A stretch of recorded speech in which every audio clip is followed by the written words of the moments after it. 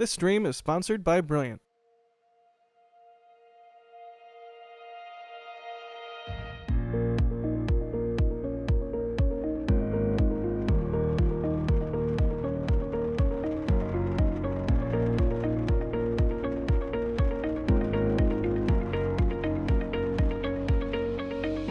We have liftoff. Propulsion continues to be normal.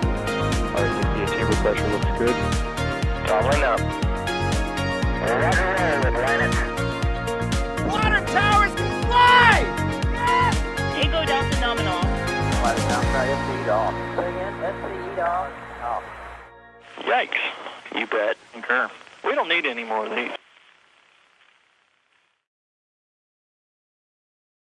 All right, folks, you know the drill. If you're on the East Coast in the United States of America, it's early in the morning. Currently about 37 minutes away from the launch of a Falcon 9 out of LC-39A out at Kennedy Space Center in Florida. My name is John Galloway with NASASpaceflight. Don't ask me how I'm so bright-eyed and bushy-tailed in the morning, but I'm here, and hopefully we get to see yet another Falcon 9 launch with internet satellites on board. As always, we've got the whole NASA spaceflight crew here. Let me know in chat real quick if you can hear me. Give me a 5. Oh, well, y'all already know the drill. I literally start with you know the drill, and you've already said 5 by 5.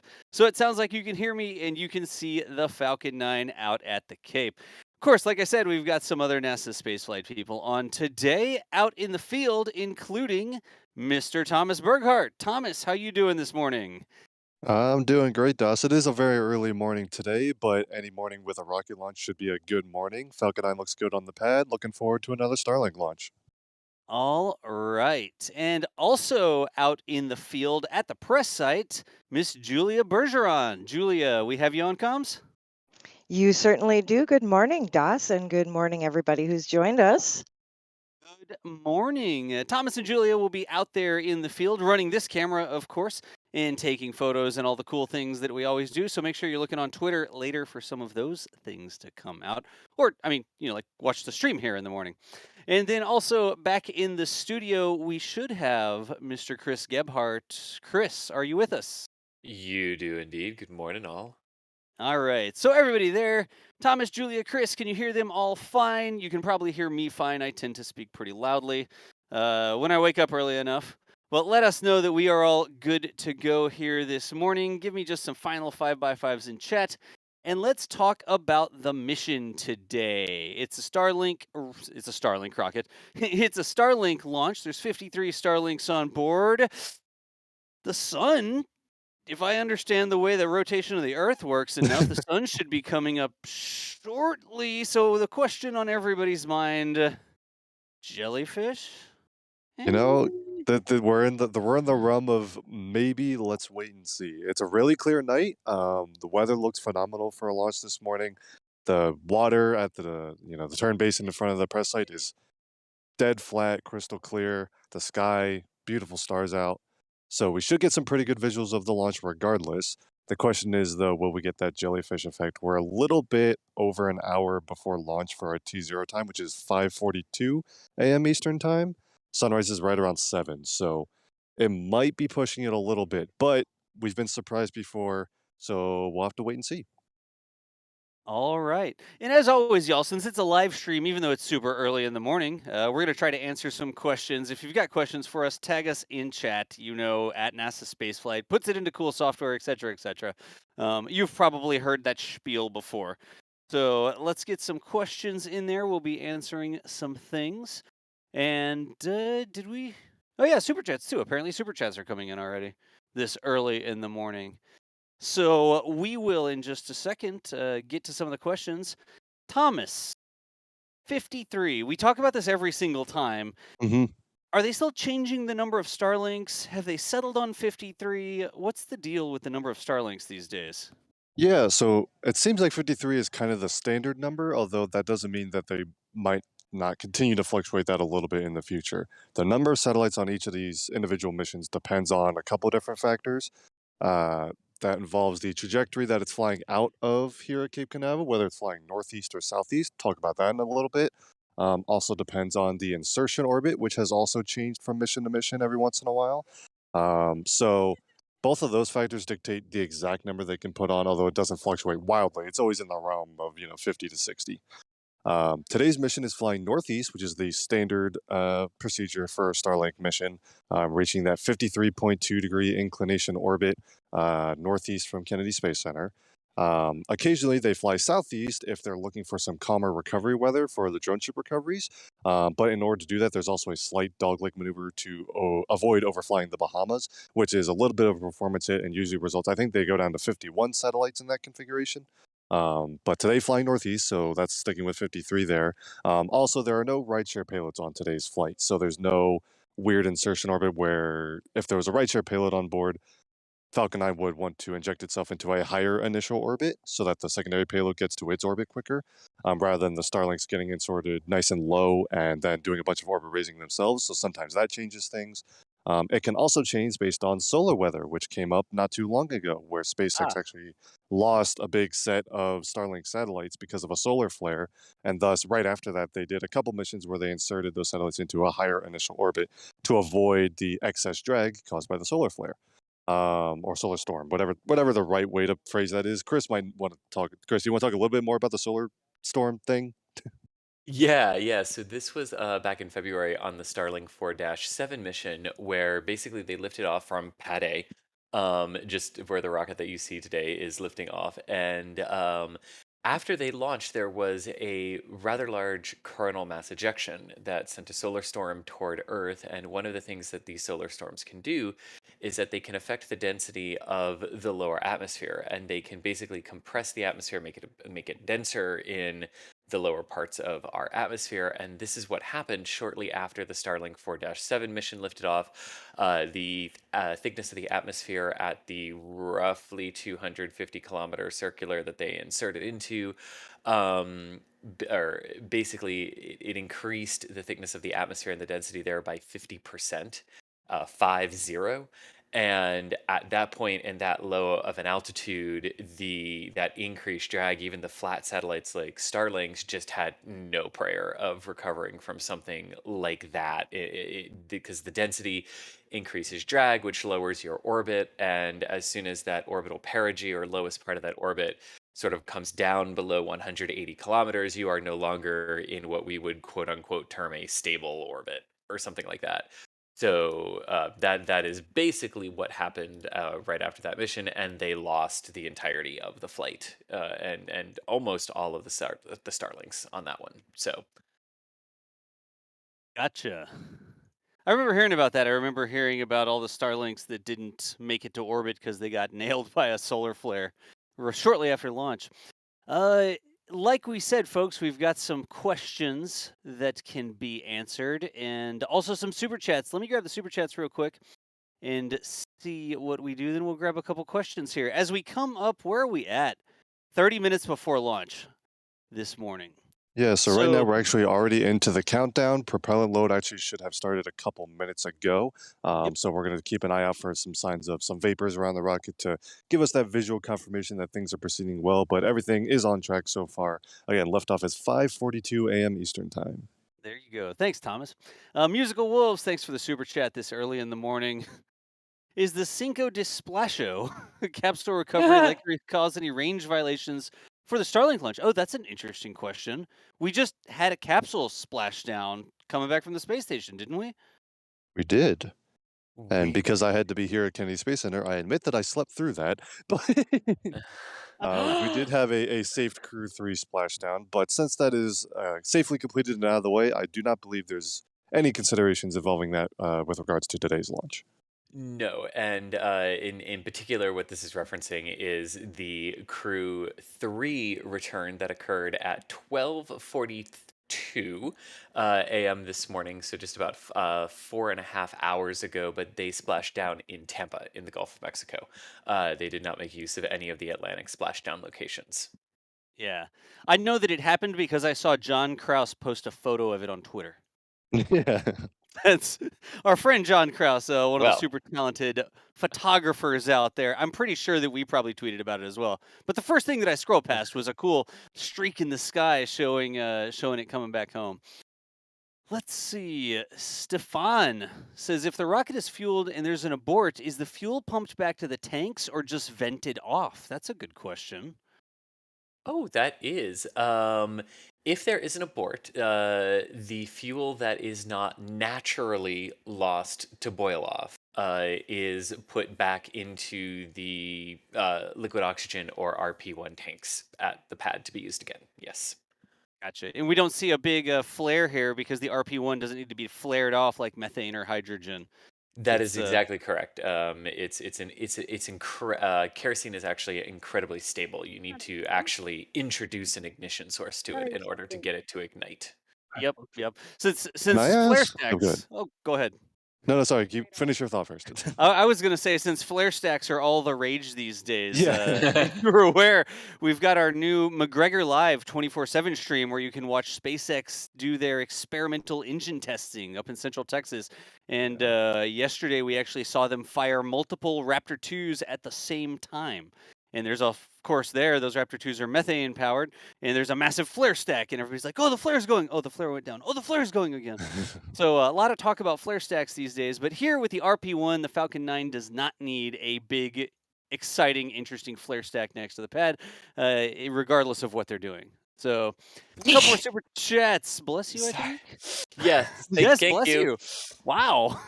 Sorry, I Stefan- could not dive for my mute button. Sorry. Fast enough. It's all good, Chris. It's early in the morning. Stefan, thank you so much. Says, I can't see the 4 towers. There's 1 tower here at 39A. Thank you for the 2 support. if you count the rocket.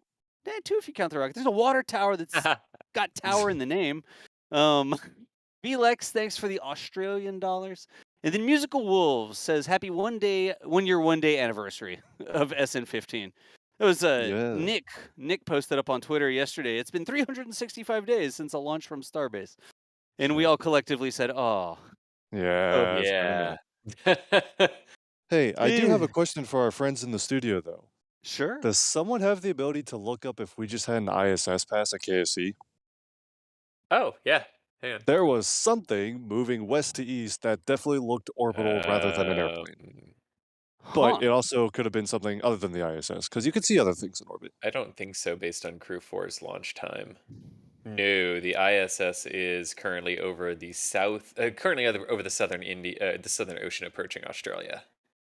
All right, well, if anyone in chat feels adventurous and wants to let me know if they know what I might have seen, it was definitely not an airplane. So, I don't know. I think we just saw something pass over. That was kind of cool. Chris, did That I worked. I literally just went and Googled where is the space station right now. I just opened my app. Nice. Julia, what's up? I think I heard Julia for just a second there. Oh, I was just thinking in my head, it must have been a long time since Thomas just looked up and stargazed and found satellites out there. It has. Well, we're all very busy. Yeah. Yeah, something like that. Let's see if we can't get some questions here 25 minutes before the launch. Chris, I think Yeah. you've got the question queue, right? I do indeed. Amiga Clone was wondering how many gallons of coffee have been consumed so far today. I plan to try to go back to sleep after this, so no coffee for me, but hopefully those who drove have had coffee, yes? I had a long nap before this. Does that count? There we go. That counts. How about you, Julia? There would be Diet Mountain Dew in the car right now because this girl had a 2-hour nap and gets to go to work after this. Oh, fun. Yes. Yeah. Well, a question for both of you out in the field based on what body of water you are probably standing close to. Is there security present? Ooh. It's really dark out, so if there is, we might not know. Yeah, that's the thrill of it is I have not seen eyes. I have not heard splashes. So the other sort of security is out though in the form of mosquitoes. Ah, there we go. Yes. That is true. That is worth mentioning. That's very true. And then I promise you we've got real questions, but I had to say this because I thought the exact same thing. Haven Studios is saying, is anyone a Star Trek fan? Because they must be watching NASA Spaceflight because they actually did a 5x5 reference in the news show last night. And yes, they did do a Really? 5x5. Yep. They actually did it, and man, I laughed out loud because I was like, "Oh my god, that's what we do at the beginning of our show." So that was really cool. But let's talk about a couple of things here because, and first off, Thomas or Julia, a couple for you all. This is a northeast trajectory, is what Nicholas is asking us. Yep, we're heading northeast today, and a shortfall of gravitas is the drone ship of the day, stationed 600 something kilometers downrange off the coast of the Carolinas, ready to catch booster 1058 after its 12th trip to space and back. And by the way, I should be worth mentioning that the booster is also getting some vapors around it now. You can take a look and see that fueling is definitely underway. Indeed, you can definitely see those vapors. 22.5 minutes roughly to go until our launch. So the next major visual milestone will be the big T-minus 20-minute event. You can see the security helicopter flying by in the background there. The actual security, not the joking alligator security that we were talking about earlier, does a really good job of making sure that the Cape, including the Space Force side and the Kennedy Space Center, are safe and protected ahead of our launches, regardless of what they are, regardless of if it's a human on board or 53 Starlink satellites, which is the case today. But we do have a good question here because there are quite a few people asking, what is this that I'm hearing about a record turnaround for this launch? And at first, I admit, when I read the question, I was like, oh, is this booster doing something? And I went and I looked, and it's not the booster. This booster actually last flew. This booster last flew the Starlink 4-8 mission on February 21st. So not the turnaround record, although until last week, it held the turnaround record. But it was beaten by one of its prior boosters at 20 days. This particular booster's turnaround record is 27 days. So that got me wondering, what was the question about? And it is about our wonderful Pad 39A. It has been 9 days since the Crew 4 mission lifted off, and here we are for a Starlink flight. And I do believe that would be the record off of 39A. They have tried this before back in 2017 or 16. 2017. They tried this earlier in 2017 where they tried to do very quick turnarounds on 39A, and they ended up getting caught with a couple of technical issues, which pushed it out. But at 9 days, that would be a record off of 39A. So And good that's got to be catch an there. all-time record then, right? Like, that's not just a SpaceX record. That is the all-time record off of 39A, yes, because it Wow. took the minimum time I have found from rollout to liftoff for a space shuttle was 12 days, and it wasn't 1985, and it was off of Pad A, but 12 days was the record I found for shuttle, and the Saturns were out there for months on Yeah. end. And there is our T-minus 20-minute vent. Thomas, you want to talk a little bit about what we are seeing there? Yep, absolutely. So the kind of big checkpoint in the countdown is that vent that we're seeing now, which is a purge vent, the lines on the transporter erector, that structure that raises the rocket vertical and carries a lot of the umbilical lines and fueling lines, things like that. That is a sign that they have finished loading RP1 kerosene into the upper stage of Falcon 9 and are now purging all of the ground lines with nitrogen, and most of what you're seeing in this vent is actually just nitrogen. So that the lines can now be used to fuel or load liquid oxygen into the upper stage. The reason they do it in that order is because RP1 kerosene is stable at ambient temperature. Falcon 9 does not use ambient temperature kerosene, however, it will boil off much less over time than liquid oxygen would, which has to be chilled no matter what, obviously. So they load the kerosene first, and to avoid a little bit of boil off, and liquid oxygen is the second thing loaded into stage 2. And there's some commonality with the systems used to load that stage, so they have to purge between the two different fueling stages. This contrasts with stage 1, which loads both RP1 kerosene and liquid oxygen at the same time because the tanks are bigger.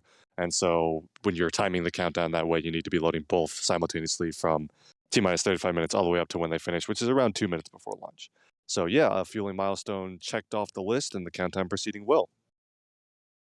Indeed, it is. And speaking of the countdown, Julia, I want to shift to just slightly after the countdown. Where where is this booster headed once it has done its job?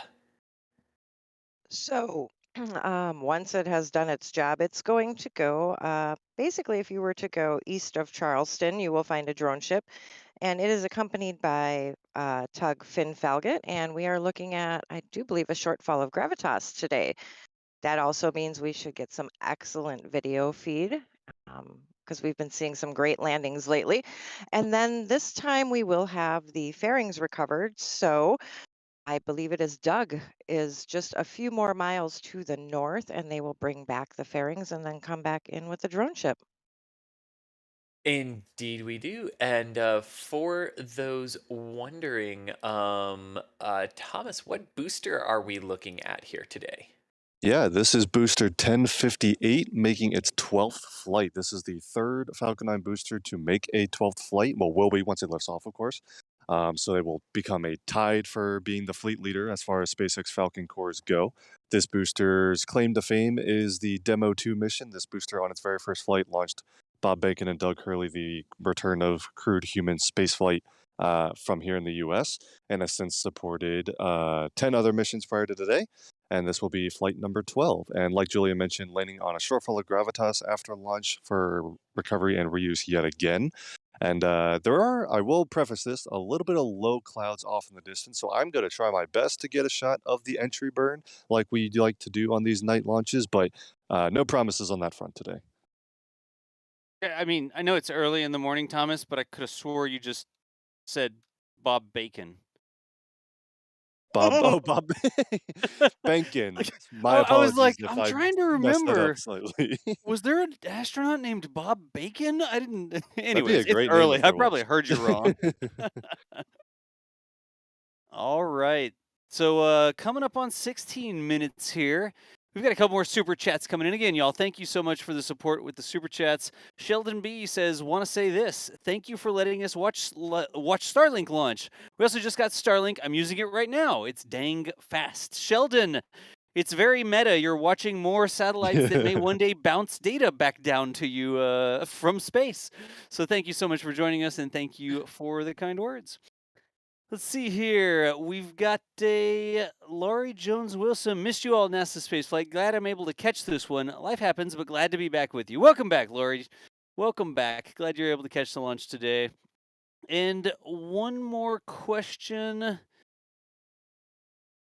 Okay, let's do this one quick. It's not relative to or relevant to Starlink or Falcon 9, but a real quick question for everybody in the call.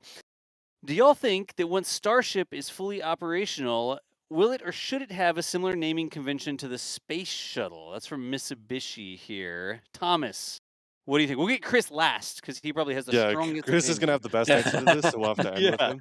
So So talking about like giving them like proper names like we do to Crew Dragon capsules, for example, yeah, like is that what we're exactly. talking about? I think that crewed Starship vehicles, once they're launching human missions on Starships, my guess is they will get sort of call sign names, names that are not just serial number, whatever.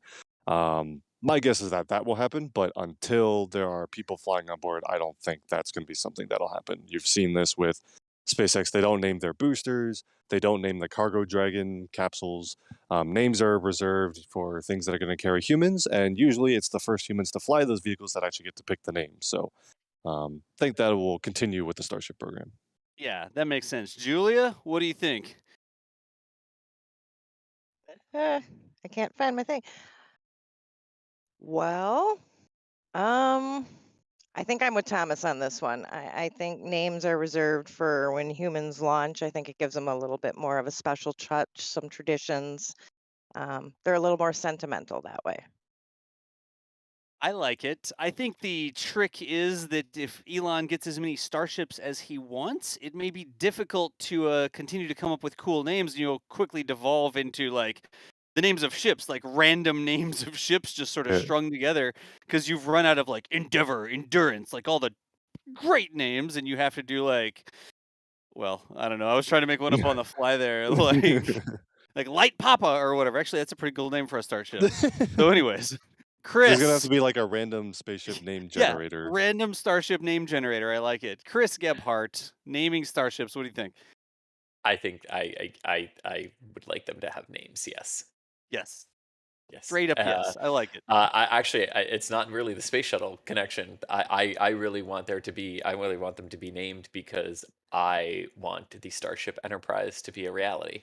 You know what? That's a very good point. We should definitely do that. You know, okay, let's not get off too far in the weeds here because what is it, like 13 minutes? I wonder how many named starships there were in Star Trek. Like, of course, all the seasons, all the different properties Ooh. or whatever. How many named starships were actually said out loud or named somehow? We don't know. We don't have to know the answer to that, but I'm Fascinating. curious. I'm sure there is some part of the internet that could answer that question for us. Yeah, probably. Complete with a list. Look it up for us. Look it up for us. Oh my goodness. I do think to tap off this conversation, I do believe Elon has said in the past that he wants the first one to go to Mars to be named the Heart of Gold. Ah. Do I remember that correctly? Yes, the Heart Yes. of Gold is So one I don't know name how that has been official that said. is, but that was a thing at one point. Oh man, I don't know about naming my first ship about something that's infinitely improbable. Sorry. It's a move, let's put it that way. That's confidence right there. Anyways, folks, again, hey, if you're just joining us, it's a Starlink launch this morning. We're looking live at Cape Canaveral. That's LC-39A, a Falcon 9 on board with 53 internet satellites. Coming up on 12 minutes, it looks like. So we are quickly approaching the launch. We continue to see all the normal visible signs that launch is or that the launch preparations are progressing. You can see the vapors coming off the side of the Rocketeer, all normal. See the strong back, see the water tower. Actually got the crew access arm already out of the way, it looks like. And apparently I was hoping that I had this shot framed for the launch, but I think it'll get out of the way in the next 11 minutes and 40 seconds. Don't worry, it's in the port. It's in the port. Yeah, it's fine. in the It's port. going the wrong direction to be a problem, so we're good. Cutting it close right. there, Disney Dream. Wrong Jeez. Wow. Going the wrong way. That too. I think Das is trying to spy into some of those staterooms there. Hey, I had the camera framing already set. I want actually, when this massive cruise ship gets out of the way, you'll see there's already another Falcon 9 there at the port on the crane, and I wanted to get the double Falcon. Here's the one that came back, and here's the one launching. So, anyways, before we get any mouse logos on the screen, let's go back to the rocket. All right, and we do have some more questions here if we want to continue rolling them here as we tick under 11 minutes to liftoff. Thomas, a decent question here. Siddhartha was wondering, does the Falcon 9 have reaction wheels in the interstage on the booster?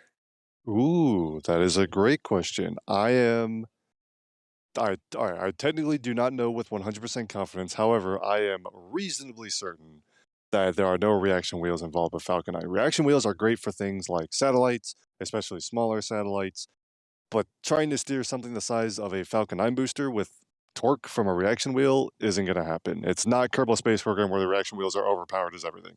Wait, what? Yeah, What? believe it or not, that's not how it works in real life. What? Sorry, Dust. Oh no. I'll handle this another time. You have fell into a common misconception about Kerbal Space Program. Interesting, Thomas. Yes. Oh Anyways, God, I just signed myself up for a lecture on Kerbal Space Program I physics. proceed. I'll proceed. They're overpowered. Hey, long story short, we have real control moment gyros that can make as much force as they make in Kerbal, but the energy consumption is way less than it should be. Like we've done all the math on this. It's an argument that's gone over and over and over again, and we can get that much force out of spinning things in space, and we do. But the weight But and it takes the more power than it does. power. In a Yeah, space program. exactly. Okay, that makes sense. Sorry, that's like one of those aha things. No, I learned something. Appreciate that. But Falcon 9 out here in real life does not use any reaction wheels.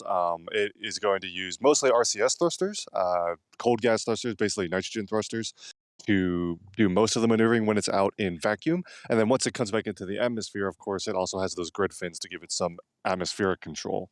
And of course, during ascent, your your engine gimbling with your Merlin engines on the first stage. So those are all your different mechanisms for steering Falcon 9, but no reaction wheels involved. Good question. Awesome. And Das, to answer your question, according to the Star Trek wiki here, gee. Haven Studios says that according to Memory Alpha, there are 455 named Federation and Starfleet ships in Star Trek. Wow. That is a Whoa. lot Like, more than I hold on, like thought. 455 that get called out by name in the show. That's what the message says. There are 455 named ships. Wow. Which, to be fair, Wow. Star Trek is pushing over more than 900 episodes and Right. 12 movies at this point. That's not that's less of a shocking number when you Yeah, that does it. make sense.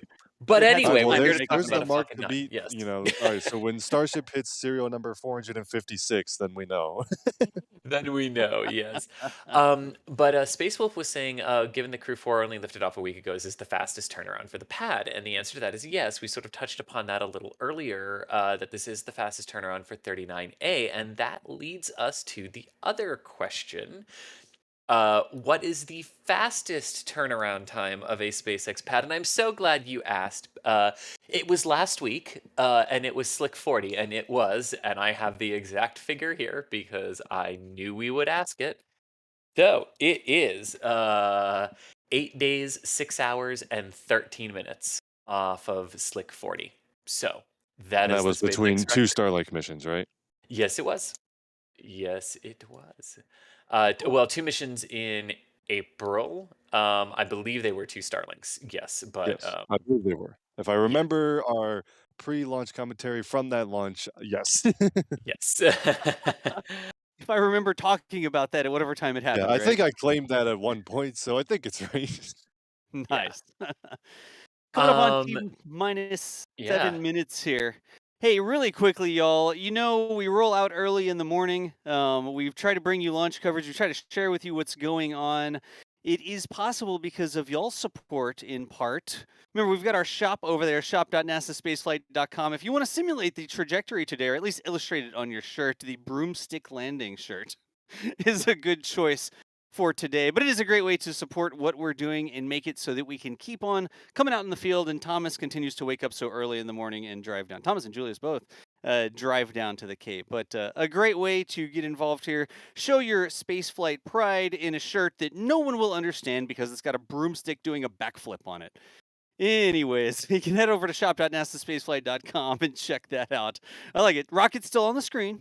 Really quick mention about cool shirts. And back to the rocket again. Works fine. We got another question, Chris? We do. And Thomas and Julia, don't worry, I've got the answer to this one. Irvin. Oh, good. It's a shuttle question, isn't it? No, but it's a. I'd be impressed if you got this one off the top of your head. How many Starlinks have been launched? But I'll give you a chance, Thomas. How many? A lot. There we go. Yeah, I appreciate that you're going to answer this. Thanks, Chris. Indeed. Prior to this mission, 2,441 Starlinks have been launched. And this will add 53 to that total, bringing it just barely under 2,500. So that is our answer to that. Steven saying that the sky is going to get a little less interesting when the ISS is decommissioned, and I don't know. Thomas just saw like a random thing go overhead, and look at all the Starlinks that we've got going up. You've still got the Chinese space station too. And I you're didn't going check to to see if it have was the Chinese space station you saw. I don't know where that one is, but that could be a contender as well. Maybe I have to look up the list of like what's the brightest things, because normally there are a lot of satellites that if they fly overhead you wouldn't see it, but I just saw something and the first thing that comes to my mind is the ISS, but it could have been any number of things in orbit. But also to the point there about the ISS being decommissioned, there will also be some commercially operated replacement. NASA is planning to still support at least one, if not multiple, low Earth orbit stations to kind of carry on the ISS's mission once the ISS needs to be retired. So there will be other things in orbit to take a look at every once in a while. You know what, Thomas? That made me think of, remember the days when Starlink first started launching and we'd all race to see who could see the trail of Starlinks not too long after launch? But we don't have that anymore. Why don't we have that anymore? Yeah, so partially because maybe the novelty's worn off a little bit, because if you look hard enough, you can find them still. However, the technical reason is because SpaceX has implemented some changes to the satellites that make them not as reflective. At the request of the astronomy community, after the first couple of launches, kind of made everyone realize just how interruptive they may be for ground astronomy observations. So Indeed. SpaceX implemented basically a visor that the satellites now deploy to shield the reflectiveness of the satellites back down towards Earth. And so they're not quite as easy to pick out of the sky now. But especially right after launch when they're still all clumped together, you can find them if you go look for them. All right, and as we come up to 3.5 minutes before launch, one quick thing here, y'all. You'll see this coming up on a couple of our live streams because we have a new sponsor that's helping us keep the live streams going here. Not just the t-shirt sales and stuff like that, but you've seen brilliant.org on a lot of our videos. Brilliant.org is an excellent way to interactively learn new things. Whatever age you are, you can do these lessons online. Lessons is almost a tough way to say them, and sort of interactively figure out concepts. So here's one on everyday math, right? And it's talking about 40% of people eat spiders in their sleep. That's disgusting. But it's not just something you read through or watch animations. You actually get to create the headline that shows 40%. And I'm almost sure it's just 4 dots for 40%, right? If my news article headline reading makes any sense. But it's a great way to just interactively get back in touch with concepts. There's math, there's logic, there's all sorts of things. If you're like, geez, I can drag it to 40%, look, that's all it is. You can also go over to the one on interstellar travel and calculate how much fuel is required to reach point 2C. So all different skill levels, all different interests, all different topics, mechanics, gears, all sorts of stuff. A great way to get involved with some topics you probably learned in school but forgot. So once again, massive thanks to brilliant.org. If you could, after the launch here, head on over to brilliant.org/NASASpaceflight. There's actually a little bit of a discount you can get. Links down in the description as well. Did I do it fast enough? 2 minutes. Back to the rocket. Bam. Indeed, and thank you again to Brilliant for that. And yeah, with less than 2 minutes to go, Thomas, we will hand it to you for the track. But there is our final big vent of the transporter erector, getting everything hunky-dory for liftoff, and getting the transporter erector all nice and cozy for its job well done so far today, in getting the Falcon 9 fueled and ready for liftoff on board our 53 Starlink version 1.5 satellites. Those are the ones that have the laser interlinks on board, which are standard now. And of course, the version 2 are waiting for Starship. So Peter, got your question answered there right in the nick of time, as we were headed toward liftoff here. But yeah, with that, we are 1 minute away from liftoff, DOS, and Yeah, Chris. this is when it always gets exciting, no matter what's on top of the rocket. Take it away here. I'll let you talk about what's going on with the launch. 47 seconds. Yeah, so right now Falcon 9 is in startup and its tanks are pressurizing. So this means that Falcon 9 has taken control of its countdown, and we also have the final go for launch from our launch director. So this will be the 12th flight of booster 1058, which first launched the Demo 2 mission of Bob and Doug to the International Space Station back in May of 2020. And 2 years later, here we are for its 12th flight, now 16 seconds away. So with that, let us stop talking and listen to the wonderful sounds as Falcon 9 lifts off on her 18th flight of the year.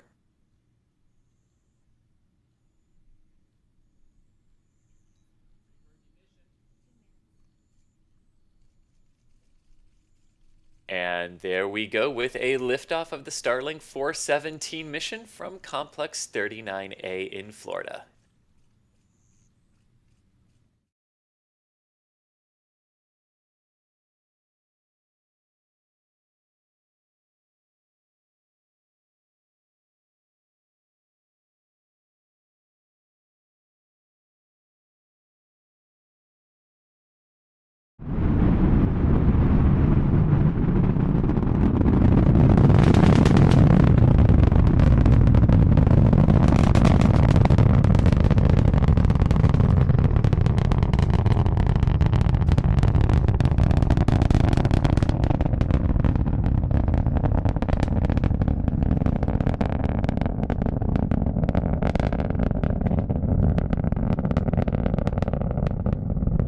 clouds there, it looks like.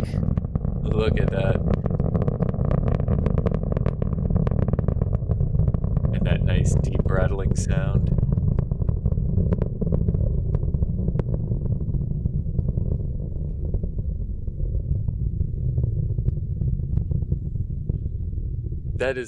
That's always the fun thing. Even when they disappear into the clouds, you can still hear them, and you can hear the deep rumbling throttle even as they kick through the clouds there. But Falcon 9 doing her job a minute and a half into first stage flight at this point through max Q, or that moment of maximum aerodynamic pressure on the rocket.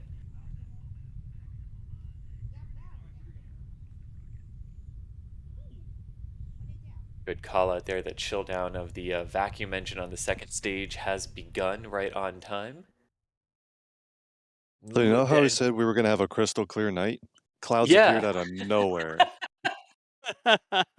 It went up. I They, was like, "Oh, this is going great," and then there was just clouds. I was like, "Wait, where'd they come from?" well, it's because they heard you, Thomas, and we, Clearly, the clouds were like, haha, we can still be here even though it's a greater than 90% chance of good weather, which materialized. But Falcon 9 doing that thing that I really, really love, where you can really see how as the air pressure decreases as Falcon 9 gets higher into the atmosphere, you can see that plume starting to expand across all of the 8 outer engines there. And now the question we've all been wondering, jellyfish or no jellyfish, it's less than 50 minutes to sunrise.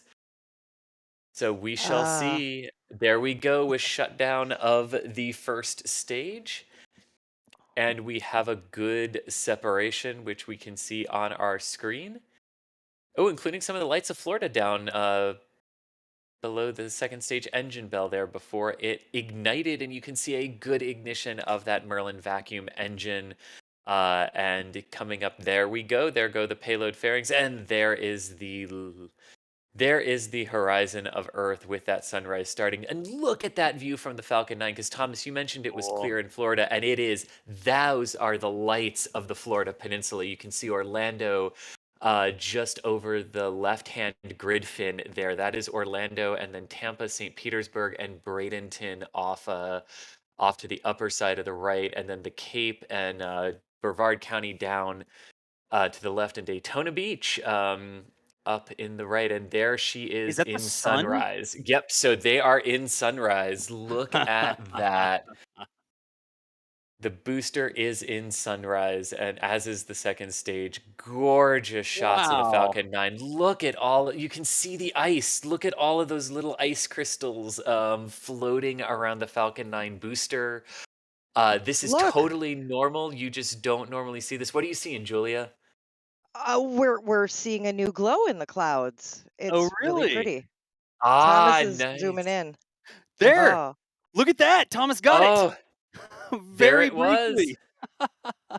Nice, Thomas. surprise! Very nice. So you are seeing those cold gas thrusters, those pulses, those flashes that you see momentarily there on the left-hand side of your screen with the booster. There are those cold gas nitrogen thrusters that are firing to orient the booster properly. But you can just see the ice particles and all the little things that are in the atmosphere around the booster and just kind of float with it because they're all going the same relative speed, even though that booster is going 7,200 kilometers per hour right now. Basically in free fall, and as it gets Yeah. more into the atmosphere, the difference between the mass of the rocket, the drag of the rocket, and the little ice crystals, they'll start moving more quickly. You can actually see the atmosphere thickening up the more that ice moves relative to the rocket. That's cool. you That can really also is. see on those onboard views that that stage is definitely lit up. And from the ground here, all we're seeing is it through a couple holes in the clouds. But there is definitely a jellyfish effect happening behind the clouds right now, which is Clouds, Yeah, there you look at go. unfortunate. But you can see it's clearly happening. Yeah, look at that. And of course, the second stage, continuing to take those payloads to orbit. The second stage now over 12,000 kilometers per hour in velocity, heading to about 27,000 kilometers is the target. And look at the booster completing that flip around orientation as it gets ready for its entry burn here in about a minute. Yeah. And you can really see the horizon, the curvature of Earth, and how that booster is flying over darkness. So still night on the ground, but the booster is up in daylight. Because that's just where we are right now in this. The Oh, the flashes are definitely the coal gas thrusters firing. Like every now and then we get a flash, and that's the yeah. sun hitting the coal gas thruster exhaust. But the engine's not lit right now. Were we seeing plasma on the bottom of the rocket? We're starting to see that Like a airflow around glow? the rocket. Yeah. Yeah. Wow. I don't know if that's like condensation or if it's plasma or what it is, but that's the first time I've seen that sort of effect. And there is the entry burn. Yeah. Yeah, that was fascinating. That was either air glow based on the speed of the booster and Yeah. the thickening atmosphere, or we were just perfect at the lighting angle that we were sort of getting some of that air effect, like air compression, but not quite plasma, you Yeah. know. Look at this. Look at that. The booster's back down. So the booster now has dropped back down into darkness. But it still has the Um, limb of the earth behind it there, sort of giving a yeah. silhouette effect. I Gosh almighty. Has anyone even bothered to look at the second stage? Because the first stage is where this is at right now. Second stage is doing great. Don't have to worry about it. Focus on the really cool looking nice, first stage. Good. thanks. Yeah, I mean, and this actually is they just said second stage following nominal trajectory, so that's okay. good. Good. That's fantastic. So this is the Yeah. coolest video. No, this is the No. coolest video of the stage coming We back jinxed in that I it. think we've ever seen. Yeah, this was Wow. perfect for those lighting angles, and let's see if we can get that signal back with ASOG, a shortfall of gravitas. They've had good telemetry links through it before, so hopefully we can see this booster land. Because DOS, yeah, I'm with you. Ah, That was magic watching that was that booster. I really mean, even cool. still, and you could see that stage 2 is definitely sunlit right now. It literally, like, if you didn't know there was a launch going on, looking up from the press site, you would think there's a full moon behind some clouds of how Yep. bright it is. Wow. I still see that. Incredible. I'm gonna stay here until we see if we get the landing or not, and we still see that Yeah. glow in the sky, y'all. Like we'll show you that one more time after the landing here.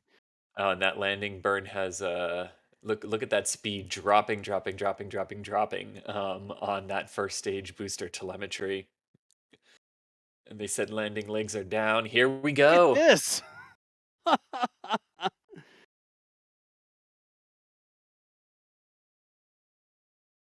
Alrighty, and there we have it. Get in Booster there.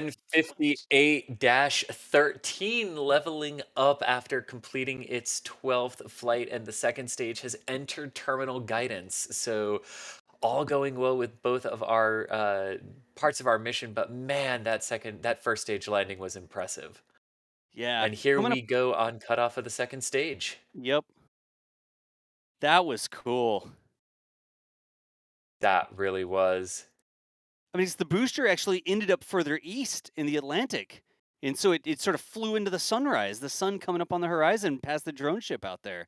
Yeah, so this is one of those really Huh. cool things where it's both that this is what I love about this time of year when we're sort of arcing toward the solstice instead of the equinoxes, because you head northeast out of Florida and it's not just you're a little bit farther east, you're a lot farther north, and because of Earth's axial tilt and the summer months, you're just flying right into that orbital sunrise at this time of year. And That.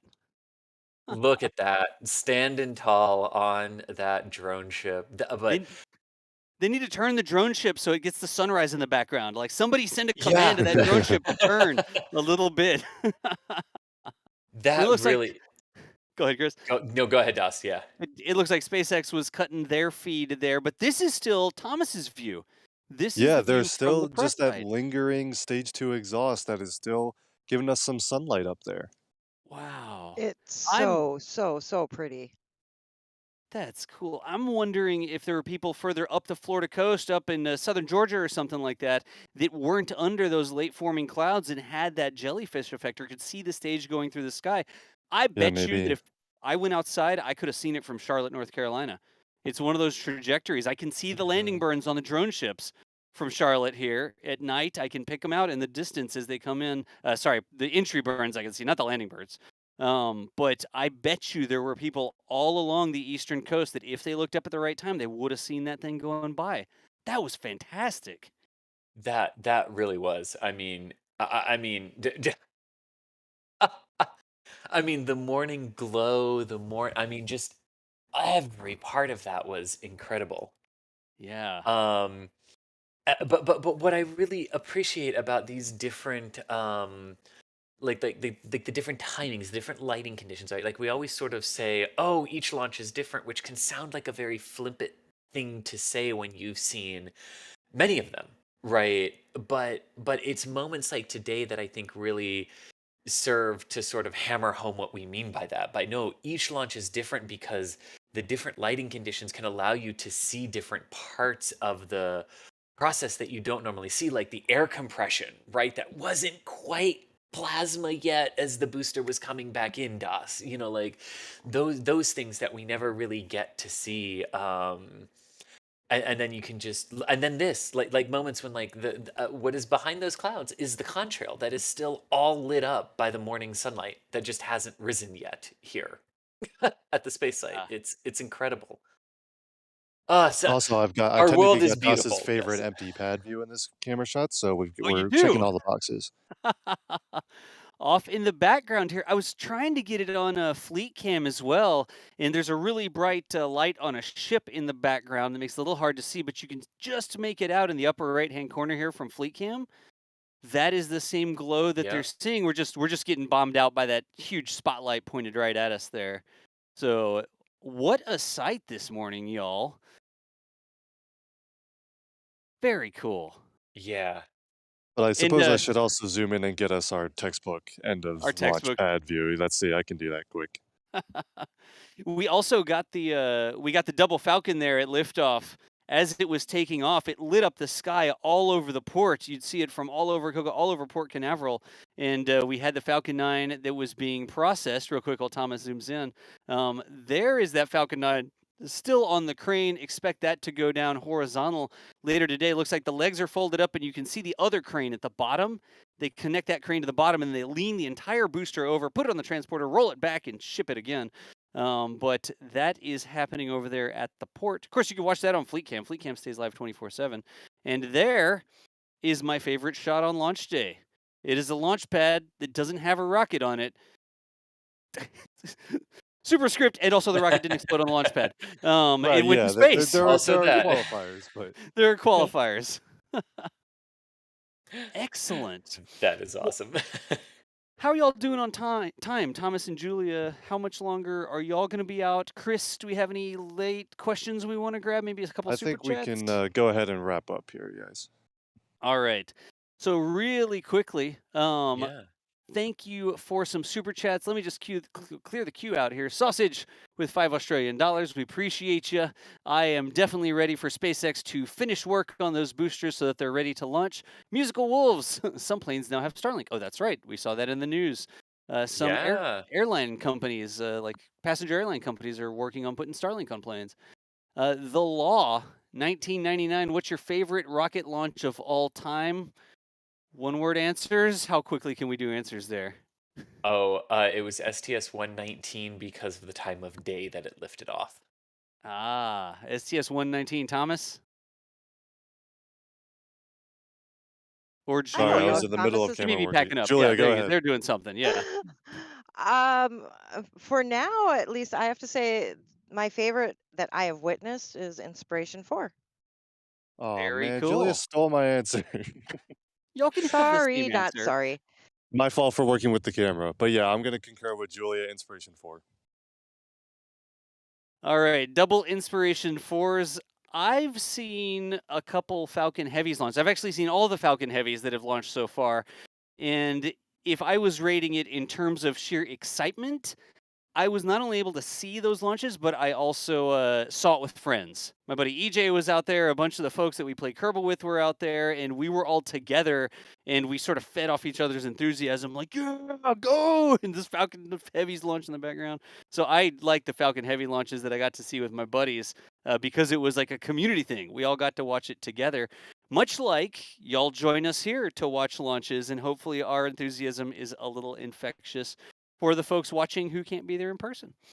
But thank you so much for the support there, Law, and the questions. Finally, Big Bird just says SpaceX with a couple exclamation points. Thank you, Big Bird, for the support. So Thomas and Julia, I do know that we are needing to wrap it up here, I think we will go ahead and go through, say thank you one more time to the people involved with the stream. So out in the field, like I said, Julia Bergeron, thank you so much for joining us today. Hope you have a good rest of your day. Well, thank you, Dawson. Thank you, everyone, for joining us. Excellent. Of course, Julia is our resident fleet chaser and photographer. You see her out at the launches. You hear her on the streams on occasion. There you can find her on Twitter at Julia Bergeron. Massive thanks for rolling out this morning.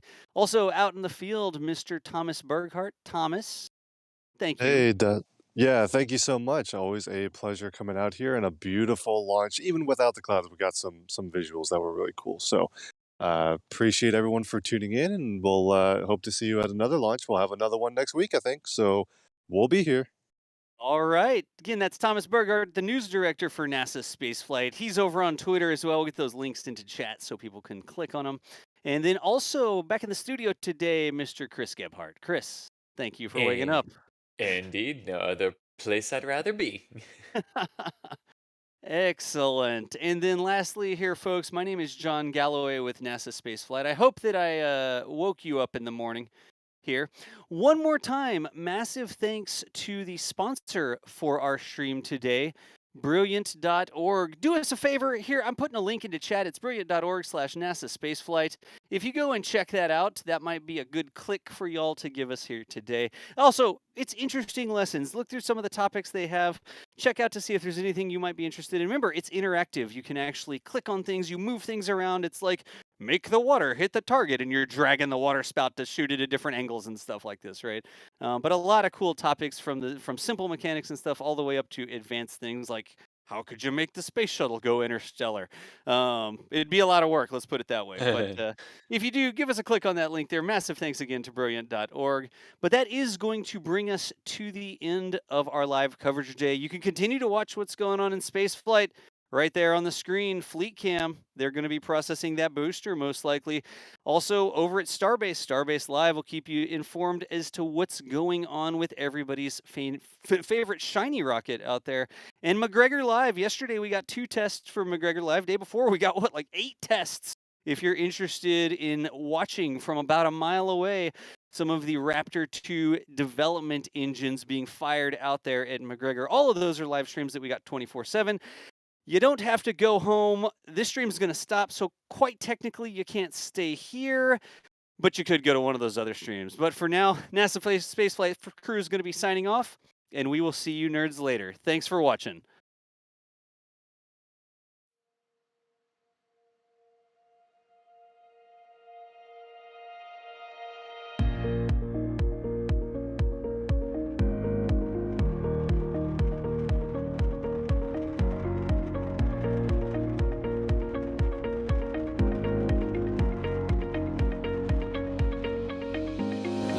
Liftoff. Propulsion continues to be nominal. RCP chamber pressure looks good.